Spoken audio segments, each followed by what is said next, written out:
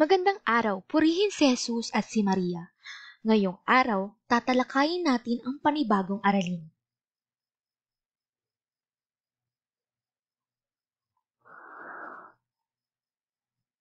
Pagmasdan ng larawan, ang matalik na magkaibigan. Naranasan mo na bang magtampo sa iyong kaibigan? Paano mo ito pinapabatid sa kanya? Sa pamamagitan ba ng tahasang pagsasabi o sa iyong mga aksyon lamang? Hindi lamang kaalaman sa bokabularyo at sa pagkakabuo ng mga pangungusap, batay sa itinakdang gramatika ang mahalaga. Ngunit mahalaga ring matutuhan ang kasanayan sa pagtukoy sa mga pakiusap, magalang na pagtugon sa mga papuri o paumanhin. Gayon din ang pagkilala sa mga biro at pagpapadaloy sa usapan. Sumakatuwid, kailangang matukoy ng isang tao ang maraming kahulugan na maaaring dalhin ng isang pahayag batay sa iba't ibang sitwasyon. Ito ay batay kay Light Brown at Espada. Ang ganitong kakayahang komunikatibo ang nais nating itampok sa araling ito sa pamamagitan ng pag-unawa sa kakayahang pragmatiko. Gayon din, sa katapusan ng araling ito, kayo ay inaasahan na, una, maipapaliwanag ang kahulugan ng kakayahang pragmatiko at diskursal. Pangalawa, matukoy ang kahulugan ng sinasabi, di sinasabi at ikinikilos ng taong kausap. Ikatlo, matukoy at magamit ang mga panandang kohesyong gramatika sa pagpapaliwanag at pagbibigay halimbawa sa mga tiyak na sitwasyong komunikatibo sa lipunan. At panghuli, may isa lang alang ang diin, tono, intonasyon, hinto, muestra at iba pa sa pakikipagtalastasan. Atin nang simulan. Ano nga ba ang tinatawag nating kakayahang pragmatiko at diskursal? Ang buod ng konseptong ito, simula noong unang baitang sa paaralan, hinahasa ng mga mag-aaral sa iba't ibang pagsasanay sa gramatika tungo sa pagbubuo ng mahuhusay na pangungusap, talata at pahayag. Ang ganitong mga aralin ay bahagi na ng paglilinang sa kanyang linguistiko at pragmatiko na kanyang kakayahan bilang isang tao. Hindi lamang kaalaman sa bokabularyo at sa pagbubuo ng mga pangungusap, batay sa itinakda ng gramatika ang mahalaga para sa isang mag-aaral ng wika. Unahin natin ang kahulugan ng kakayahang pragmatiko. Ano nga ba ito? Ang tinatawag nating pragmatics ay isang sangay ng linguistika na inilalarawan bilang pag-aaral ng ugnayan ng mga anyong linguistiko at mga gumagamit nito. Ayon kina Light Brown at Espada noong 2006, ang pragmatiko ay tumutukoy sa pag-aaral sa paggamit ng wika sa isang partikular na konsepto upang magpahayag sa paraang diretsahan o paggalang, kadikit ng paglinang sa kakayahang pragmatiko ang konsepto ng speech act.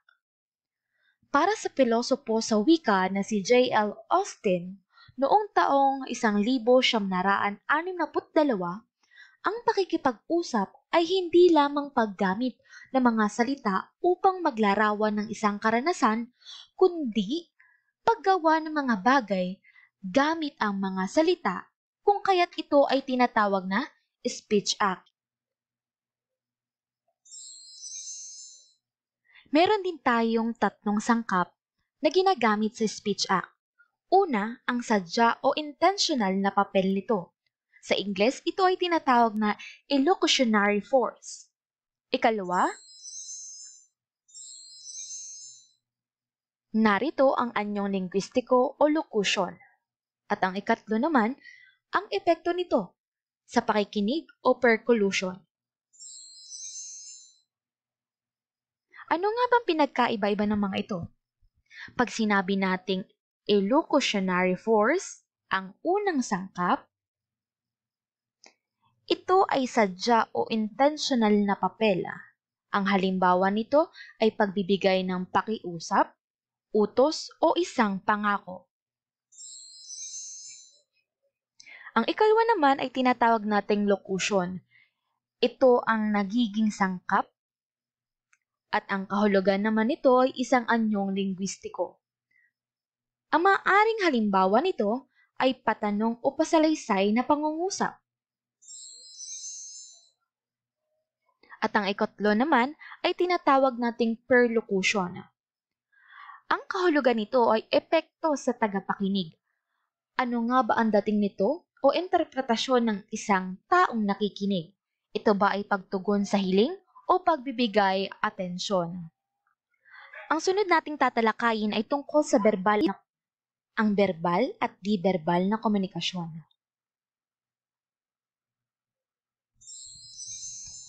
Unahin natin ang tinatawag na verbal na komunikasyon.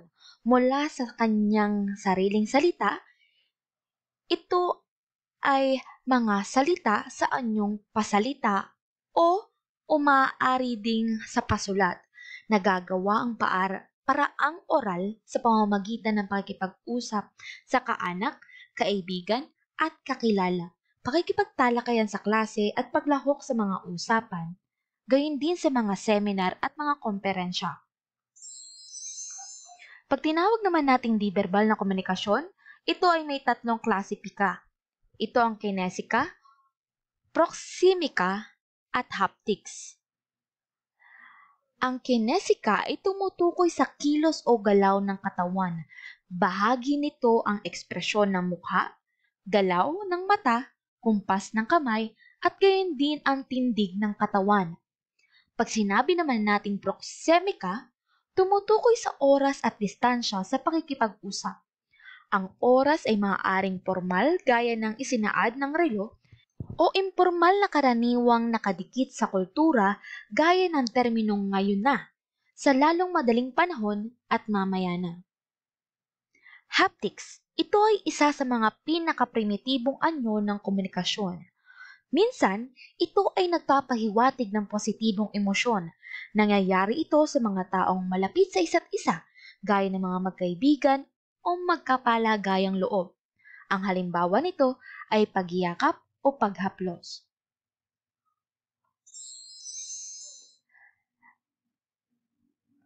At kabilang rin dito sa di-verbal na komunikasyon ang tinatawag nating paralanguage.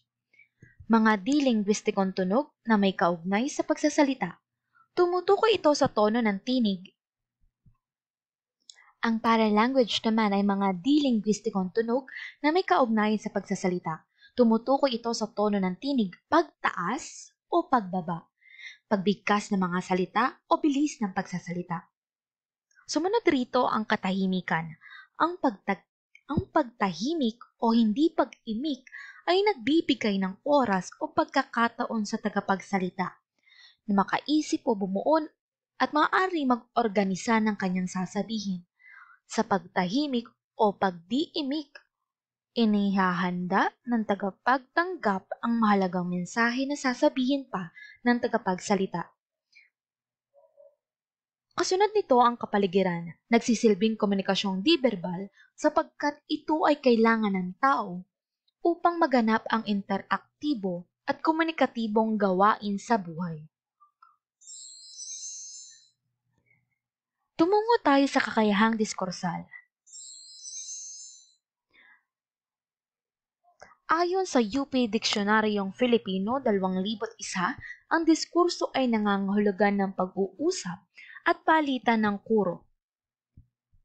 Ito din ay pumapaloob sa kakayahang abilidad na maunawaan at makalikha ng mga anyo ng wika na mas malawig kaysa sa mga pangungusap. Ang kakayahang diskursal ay tumutukoy din sa pagtiyak sa kahulugang ipinapahayag ng mga teksto, sitwasyon ayon sa isang konteksto. Sa makatuwid saklaw nito ang kakayahan sa pag-unawa ng mga salita at sa iba't ibang antas ng diskurso mula sa salita hanggang sa buong pangungusap at talata. Meron tayong dalawang uri ng kakayahang diskursal. Una, ang kakayahang tekstual at ang ikalwa naman ay kakayahang retorikal.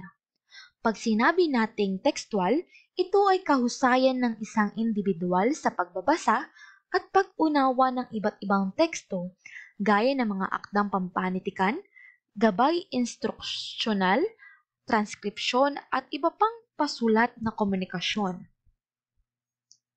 Pag sinabi naman nating kakayahang rhetorical, ito ay tumutukoy sa kahusayan ng isang individual na makibahagi sa isang konversasyon. Maraming salamat!